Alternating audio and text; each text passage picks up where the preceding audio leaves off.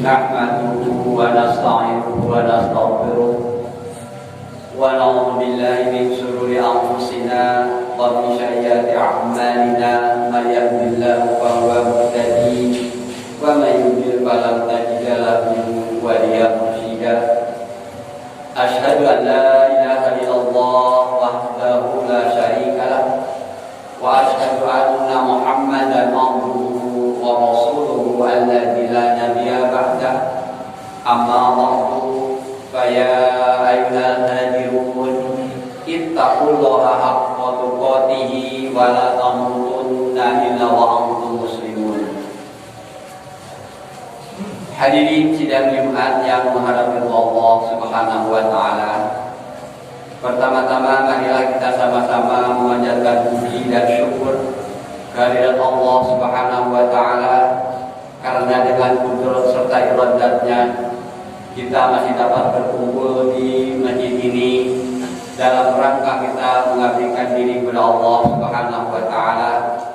Harapan kita sekalian mudah-mudahan ibadah-ibadah yang telah kita lakukan, sedang dan akan kita lakukan, ada catatan sebagai amal ibadah yang diterima oleh Allah Subhanahu wa taala. Salawat serta salam mudah-mudahan selalu terlimpah atas Nabiullah Muhammad sallallahu alaihi wasallam, kepada keluarganya, kepada para sahabatnya dan seluruh umatnya yang menghidupkan sunnahnya dari pertama berdirinya al-Islam sampai yaumil akhir, tentunya di dalamnya termasuk kita sekalian. Alhamdulillah hadirin yang mengharap ridha Allah Subhanahu wa taala, kita sekalian telah selesai menjalankan tugas dari Allah Subhanahu wa taala, yakni kita melaksanakan saum selama sebulan kemarin. Alhamdulillah kita semuanya dapat melaluinya dan kita menutup dengan kemarin kita beraidul fitri. Akan tetapi kita harus ingat bahwasanya ibadah kita bukan hanya sekedar sampai di bulan Ramadan saja. Karena bulan Ramadan banyak sekali istilah-istilah yang melekat kepadanya. Di antaranya yakni adalah bulan tarbiyah atau bulan pendidikan. Yang namanya pendidikan itu hasil dan tidak hasilnya kita mengikuti pendidikan. Kalau kita menjadikan pendidikan itu adalah menjadi ilmu yang bermanfaat di dalam kehidupan kita dan dapat kita amalkan di kehidupan kita sehari-hari, maka mari kita sama-sama mentafakuri. Setelah kita melaksanakan bulan suci Ramadan kemarin yang baru lewat sehari kemarin ini hari yang kedua, hasil dari saum yakni melatih kita sekalian untuk mempunyai sikap tabah dan sabar. Karena target yang menjadi seorang mukmin sabar dan tabah menghadapi segala tantangan apapun yang kita hadapinya, kita harus menghadapinya dengan tabah dan sabar. Tabah menghadapi godaan yang dapat membatalkan saum pada umumnya kemarin ini kita bulan Ramadan, dan membatalkan pahala saum itu sendiri. Karena Rasulullah SAW pun telah memprediksi bahwa banyak orang yang saum akan tetapi tidak mendapatkan pahala di sisi Allah Subhanahu wa taala kecuali hanya lapar dan dahaganya. Ini yang harus kita introspeksi diri, apakah saum kita sudah sesuai dan apa yang harus kita laksanakan itu sudah sesuai dengan sunnah Rasul sallallahu alaihi wasallam. Hadirin sidang Jumat yang mengharapkan Allah Subhanahu wa taala. Sabar dan tabah ini sebagaimana Allah Subhanahu wa taala berfirman, A'udzu billahi minasyaitonir rajim. Innallaha ma'as sabirin. Sesungguhnya Allah beserta orang-orang yang bersabar. Ini adalah menjadi contoh bagi kita dan menjadi catatan bagi kita bahwasanya kalau kita sabar dan tabah, insya Allah Allah selalu mengikuti kita sekalian. Ini yang pertama, target pertama di dalam kita melaksanakan saum Ramadan kembali. Yang kedua adalah kita melatih diri disiplin waktu. Dengan ibadah saum kemarin ditargetkan seorang mukmin mampu disiplin dalam menghargai waktu.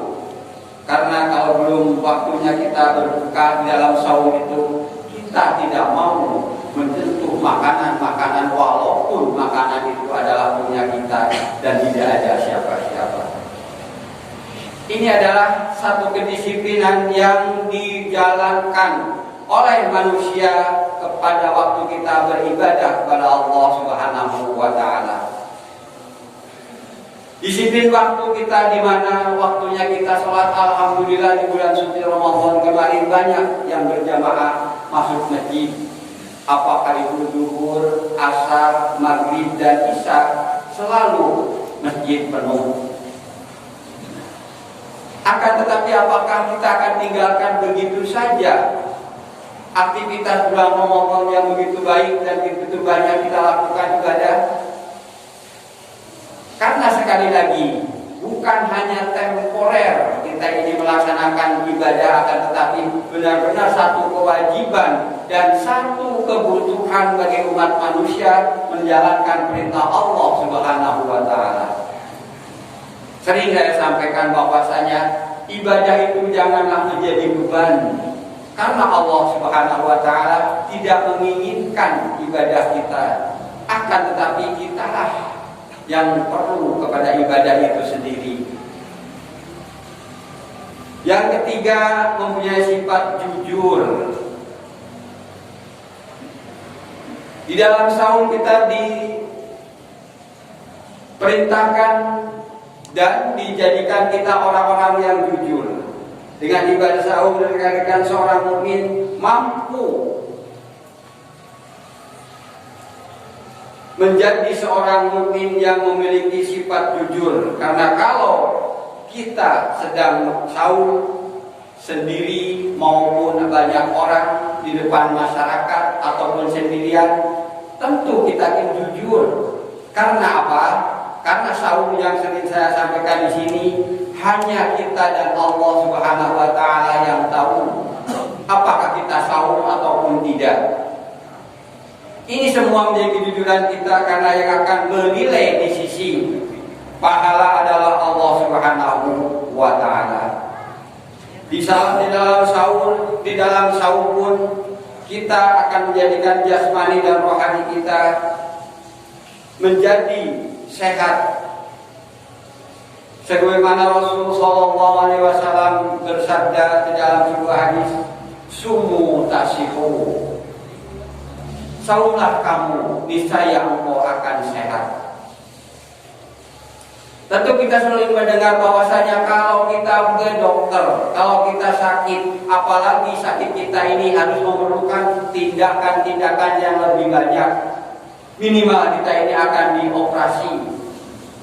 Dokter suka menyarankan untuk puasa, isukan harus dioperasi. Demikian pula kalau kita mau dicek darah, kita pun harus saum.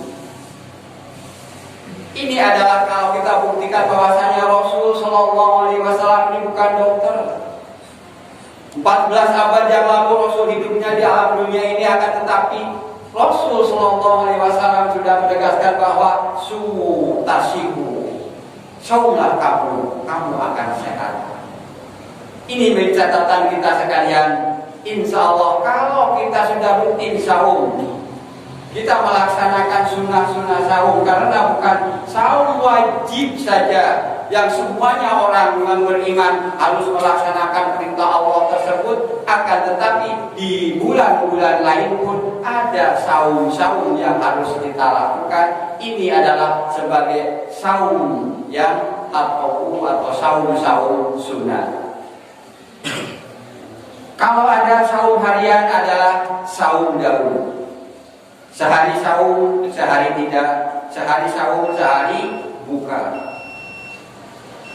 Kalau yang mingguan, Rasul Shallallahu Alaihi Wasallam menyontohkan kepada kita umatnya adalah saum Senin dan Kamis. Itu yang saum mingguan di bulan luar Ramadan. Ada pula saum yang bulanan, yakni pada tanggal 13, 14, dan 15 di bulan Hijriah yang disebut dengan saum bid.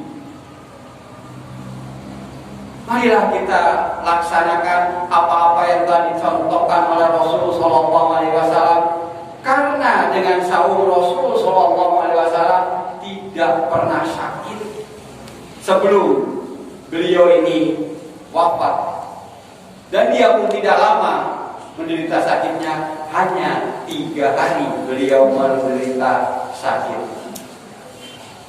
Semua ini adalah beliau sampaikan kepada umatnya karena tuntunan Allah Subhanahu wa Ta'ala.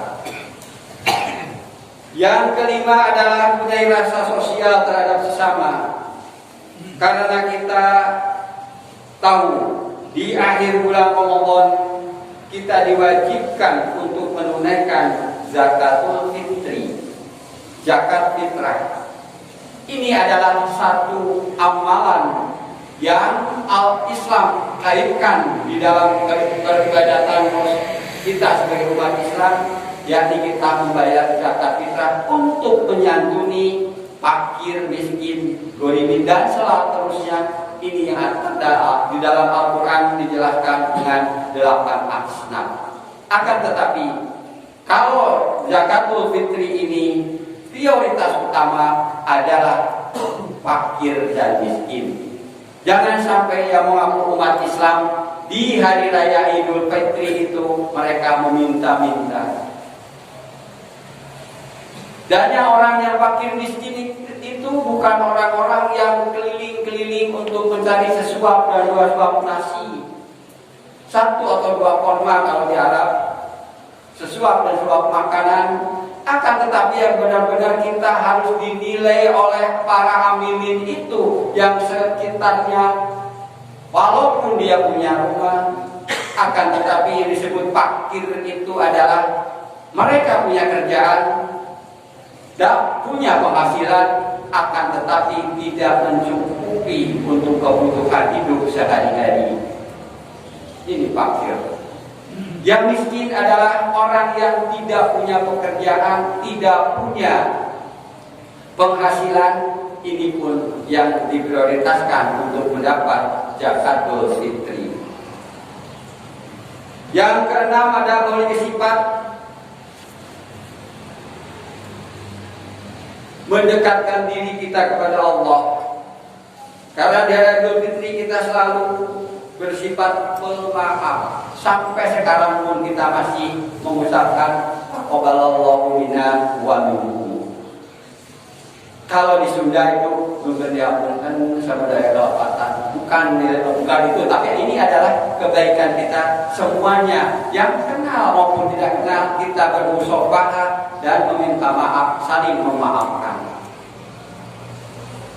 Maka dari itu semua ini yang tercatat di dalam kebaikan kita di bulan Ramadan, dengan kita melaksanakan saum dengan sebaik-baiknya, kita harus laksanakan di bulan-bulan yang lain.